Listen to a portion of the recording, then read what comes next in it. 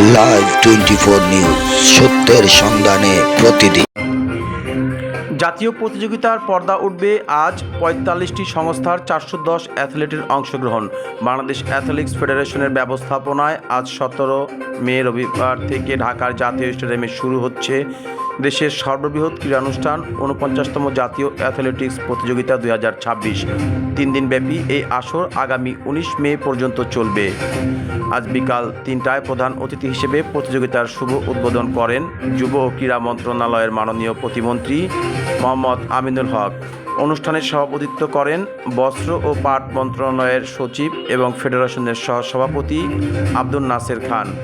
সংবাদ সম্মেলনে সভাপতিত্ব করেন ফেডারেশনের সহসভাপতি মোহাম্মদ ইকবাল হোসেন। প্রোগ্রাম সঞ্চালনা করেন ফেডারেশনের সাধারণ সম্পাদক মোহাম্মদ শাহ আলম। আরও উপস্থিত ছিলেন ফেডারেশনের যুগ্ম সম্পাদক মোহাম্মদ কিতাব আলী, মোহাম্মদ মিলজার হোসেন, জাতীয় ক্রীড়া পুরস্কার প্রাপ্ত সাবেক অ্যাথলেট ও নির্বাহী সদস্য মুজিবুর রহমান মল্লিক, স্বাধীনতা পুরস্কার প্রাপ্ত ও নির্বাহী সদস্য মিস আফরোজা খাতুন, নির্বাহী সদস্য শর্মিষ্ঠা রায় সহ ফেডারেশনের বিভিন্ন ক্রীড়া সংগঠক ও ক্রীড়া অনুরাগীগণ। প্রতিযোগিতার মূল তথ্যসমূহ: অংশগ্রহণকারী ৪৫টি সংস্থার ৪১০ জন অ্যাথলেট, ৩১২ জন পুরুষ, ৯৮ জন মহিলা। ইভেন্ট সংখ্যা মোট ৪০টি। বিশেষ প্রযুক্তি টাইমিং নির্ভুল করতে ব্যবহৃত হবে আধুনিক ইলেকট্রনিক্স মেশিন। ১৭ মে ভোর ৫টায় পূর্বাচলের ৩০০ ফিট রোডে অনুষ্ঠিত হবে থ্রো ইভেন্ট। জাতীয় স্টেডিয়াম মাঠের ঘাস লাগানোর কাজ চলমান থাকায় থ্রো ইভেন্টগুলো বাংলাদেশ আর্মি স্টেডিয়ামে অনুষ্ঠিত হবে।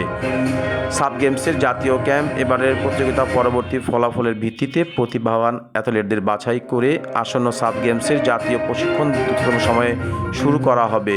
পুরস্কার ও সম্মানী ফেডারেশনের পক্ষ থেকে প্রতিটি ইভেন্টের বিজয়ীদের জন্য প্রথম ৫,০০০ টাকা, দ্বিতীয় ৩,০০০ টাকা এবং দ্বিতীয় ২,০০০ টাকা অর্থ পুরস্কার রাখা হয়েছে। এছাড়া নতুন জাতীয় রেকর্ডধারী অ্যাথলেটদের জন্য ২০,০০০ টাকা বিশেষ পুরস্কার ঘোষণা করা হয়েছে।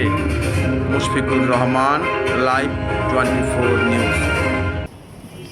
আমরা এই ব্যাপারটা কিন্তু জানি না উনি আগে শোনেন নাই কিনা। একাধিকবার আমি কথাটা থেকে আমাদের $৩০,০০০ দিচ্ছে ২০২৫, ২৬ এবং ২৭ পর্যন্ত প্রজেক্ট করার জন্য। আর এই প্রজেক্ট সাবমিট করার জন্য ফেডারেশন থেকেও আমরা সমপরিমাণ অর্থ তাদেরকে দেখাইতে হয়েছে। আমি আগেরবারও বলছি। তো এই প্রজেক্টে আরও আমাদের যা সামনে আছে, আমরা আরেকটা বলি, টিচার ট্রেনিংয়ের জন্য আমরা ফিজিক্যাল কলেজের সাথে আমরা কথা বলেছি। ওরা ২৫০ ছেলেকে আমি ঈদের পরে ওখানে গিয়ে ট্রেনিং দিব। ২৫০, হ্যাঁ, টিচার, সেফগার্ডিং সার্টিফিকেট এবং কিডস সার্টিফিকেট।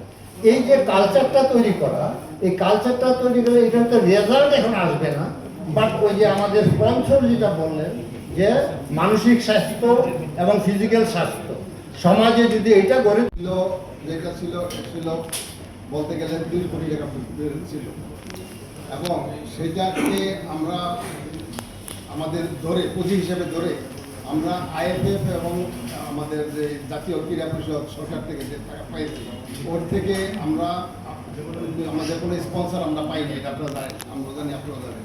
তো ওর থেকে আমরা এই যাবৎ আমরা ১.৫ কোটি টাকা আমরা ফিক্সড ডিপোজিট করেছি, এবং আমাদের ফান্ডেও বর্তমানে ৬০ লক্ষ টাকার উপরে আছে, ৬৪ লক্ষ টাকা। আমরা কয়েকজন সাংবাদিক দেখেও গেছেন আমাদের সঙ্গে আলোচনা করে।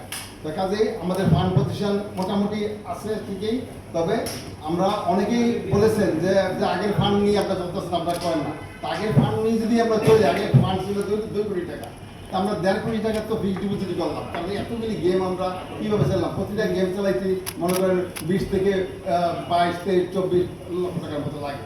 একটা হচ্ছে আমাদের IFF এর অর্থায়ন, সেই দিকগুলো মিলেই আমরা এই জিনিসগুলি করছি। এবং এর মধ্যে আমাদের যে ফেডারেশনের কর্মকর্তা আছে, তারা অত্যন্ত স্বচ্ছতার সাথে সবগুলি কাজ করেছে, যার জন্য আমাদের এগুলি করা সম্ভব হয়েছে। আমি 78 এশিয়ান গেমসে যাই, তখন আমরা এই মাঠে প্র্যাকটিস করার মতো সুযোগ ছিল না। ওই ক্রীড়া পরিষদের জিমে প্র্যাকটিস করে আমরা এশিয়ান গেমসে গেছি, 78 ব্যাংকক এশিয়ান গেমসে। তাতেও আমি ফাইনালে, সেমিফাইনালে এসেছি, সেটার ছবিও দেখতে পাবেন, ওদের পত্রিকাও আছে। আমরা সেইভাবে ট্রেনিং করছি, কিন্তু এত ফ্যাসিলিটি হওয়ার পরও আমাদের প্লেয়াররা আরও ডেভেলপ পাচ্ছে না, ডেভেলপ হচ্ছে না। কিন্তু কী কারণে? সেটা হচ্ছে হলো আমাদের এখন বর্তমানে আধুনিক আন্তর্জাতিক পর্যায়ে সব আধুনিক অ্যাপারেটস বাইরে গেছে। কোচ বাইরেছি, প্রশিক্ষণ বাইরেছি, সব কিছুই, কিন্তু আমাদের সেই অ্যাপারেটেস বা সেই ধরনের প্রশিক্ষক আমাদের নেই, না বললেই চলে, যার জন্য আমরা ডেভেলপ করতে পারছি না, সামনের দিকে আগাইতে পারতেছি। অলিম্পিক এনএসি আমাদের বাংলাদেশি কোচের সাথে চাইনিজ কোচও দিচ্ছে বা বাইরের আমেরিকান কোচও আসছে, তাদের জয়েন্টলি প্র্যাকটিস করে তারা ভালো ডেভেলপ করতে পারছে। সাব গেমসে আমরা গোল্ড মেডেল পাচ্ছি, এখন কেন পাচ্ছি না? কারণ আমাদের ওই দিকটা জিরো হয়ে গেছে। আমরা স্কুল থেকে, এই যে আমি স্কুল থেকেই national, inter school, inter college, university, তারপরে ন্যাশনাল, এখন ওই সাইডটা নাই বললেই চলে, জিরো হয়ে গেছে। কোথায় থেকে প্লেয়ার আসবে? শুধু আর্মি, নেভি, এয়ারফোর্স, ডিফেন্সের উপরে চলে গেছে। তাদের বয়সটা কত? তারা আসে 20-এর উপরে, 25-এর উপরে, কিন্তু দেখা যায় একটা প্লেয়ার আসতে হবে একবার নিচের গ্রাজুয়েট লেভেল থেকে আসতে হবে, স্কুল কলেজ থেকে আসবে, তাহলে তার 20-25 সিটা হয়ে সরকার সবাই মিলে যৌথভাবে, যেমন এবারকার সরকার আমাদেরকে প্লেয়ারদেরকে একটা, যারা ভালো প্লেয়ার তাদেরকে ভাতা দিচ্ছে 1 লক্ষ টাকা। এটাও আমাদের প্ল্যাটফর্ম, আরও প্লেয়াররা দেখতে পারবে যে এই টাকা বলে যখন পারতেছে, আমরা ট্রেনিং করবো, আমরা এই ধরনের টাকা উপভোগ করতে পারবো।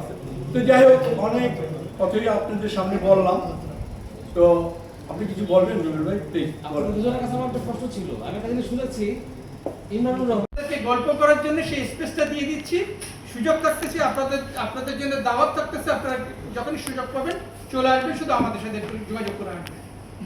আর দ্বিতীয় যেটা হচ্ছে নিরাপদ টাকা, আমরা ইংলিশে বলছি সেফ টাকা, বিকজ এই আমাদের আলটিমেটলি যে গোলটা যাচ্ছে, আমরা শেষ এন্ড পর্যন্ত মানুষের, অর্থাৎ আজকে তো রিক্সাওয়ালারও আমাদের মোবাইল ফোন আছে, তো আমরা চাই কৃষক যারা আছে তাদের পর্যন্ত যেন মোবাইল ফোন, অর্থাৎ ক্যাশলেস সোসাইটি যেন আস্তে আস্তে আমরা সৃষ্টি করতে পারি।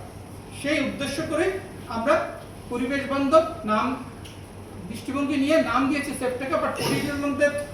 আমি 78 এশিয়ান গেমসে যাই, তখন আমরা এই মাঠে প্র্যাকটিস করার মতো সুযোগ ছিল না। ওই ক্রীড়া পরিষদের জিমে প্র্যাকটিস করে আমরা এশিয়ান গেমসে গেছি, 78 ব্যাংকক এশিয়ান গেমসে। তাতেও আমি ফাইনালে, সেমিফাইনালে এসেছি, সেটার ছবিও দেখতে পাবেন, ওদের পত্রিকাও আছে। আমরা সেইভাবে ট্রেনিং করছি, কিন্তু এত ফ্যাসিলিটি হওয়ার পরও আমাদের প্লেয়াররা আরও ডেভেলপ পাচ্ছে না, ডেভেলপ হচ্ছে না। কিন্তু কী কারণে? সেটা হচ্ছে হলো আমাদের এখন বর্তমানে আধুনিক আন্তর্জাতিক পর্যায়ে সব আধুনিক অ্যাপারেটেস বাইরে গেছে, কোচ বাইরেছি, প্রশিক্ষণ বাইরেছি, সব কিছুই, কিন্তু আমাদের সেই অ্যাপারেটেস বা সেই ধরনের প্রশিক্ষক আমাদের নেই, না বললেই চলে, যার জন্য আমরা ডেভেলপ করতে পারছি না, সামনের দিকে আগাইতে পারতেছি না। তবে আমাদের উচিত এখন আধুনিক যুগে যেসব ট্রেনিং, যেসব ধরনের কোচ আমাদের দরকার, যেমন সাব গেমসে আমরা সামনে ট্রেনিং করবো। আমাদের বাংলাদেশ যারা কোচ আছে ভালো, কিন্তু আমাদের সাথে একজন ফরেন কোচ দেওয়া উচিত। অলিম্পিক এনএসি আমাদের বাংলাদেশি কোচের সাথে চাইনিজ কোচও দিচ্ছে বা বাইরের আমেরিকান কোচও আসছে, তাদের জয়েন্টলি প্র্যাকটিস করে তারা ভালো ডেভেলপ করতে পারছে। সাব গেমসে আমরা গোল্ড মেডেল পাচ্ছি, এখন কেন পাচ্ছি না? কারণ আমাদের ওই দিকটা জিরো হয়ে গেছে। আমরা স্কুল থেকে, এই যে আমি স্কুল থেকেই national, inter school, inter college, university, তারপরে ন্যাশনাল, এখন ওই সাইডটা নাই বললেই চলে, জিরো হয়ে গেছে। কোথায় থেকে প্লেয়ার আসবে? শুধু আর্মি, নেভি, এয়ারফোর্স, ডিফেন্সের উপরে চলে গেছে। তাদের বয়সটা কত?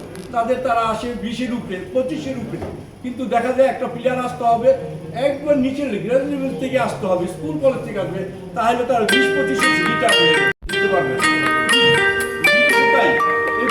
সরকার সবাই মিলে যৌথভাবে, যেমন এবারকার সরকার আমাদেরকে প্লেয়ারদেরকে একটা, যারা ভালো প্লেয়ার তাদেরকে ভাতা দিচ্ছে 1 লক্ষ টাকা। এটাও আমাদের প্ল্যাটফর্ম, আরও প্লেয়াররা দেখতে পারবে যে এই টাকা বলে যখন পারতেছে, আমরা ট্রেনিং করবো, আমরা এই ধরনের টাকা উপভোগ করতে পারবো। তো যাই হোক, অনেক কথাই আপনাদের সামনে বললাম, তো আপনি কিছু বলবেন জমির ভাই? আপনাদের দুজনের কাছে আমার একটা প্রশ্ন ছিল। আমি একটা জিনিস শুনেছি, ইমরানুর রহমান